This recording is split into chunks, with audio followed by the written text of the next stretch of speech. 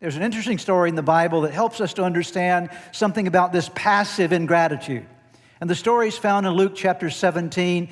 The words will be, or the verses will be on the screen for you as I read them together. A story of the life of Jesus ministering to some folks. And let's take a look at this passive ingratitude and how it's demonstrated in folks' lives. Now on his way to Jerusalem, Jesus traveled along the border between Samaria and Galilee. As he was going into a village, 10 men who had leprosy met him. They stood at a distance and called out in a loud voice, "Jesus, Master, have pity on us."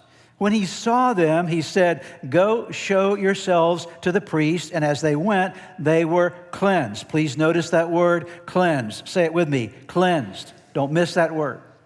One of them, when he saw he was healed, there's another word, cleansed and healed.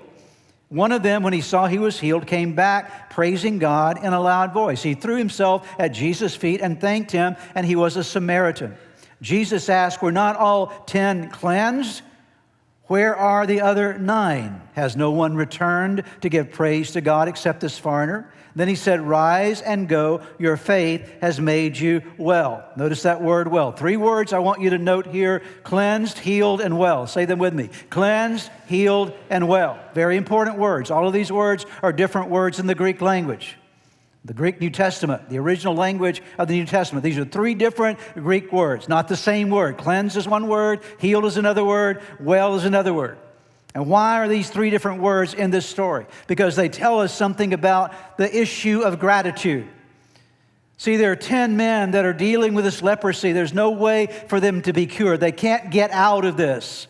They're locked in to a disease that is going to destroy them. Their only hope is for a miracle in their life. And so they come to Jesus and they cry out to the Lord and say, "Would you have pity upon us?" And the Bible says all 10 of them were cleansed and all 10 of them were healed. All 10 of them. All 10 were cleansed and all 10 were healed.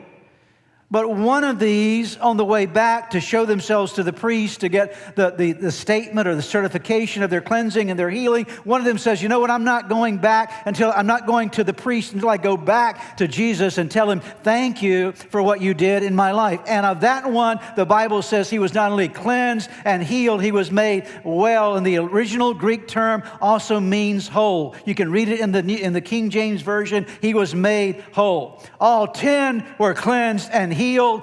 Only one was cleansed and healed and made whole.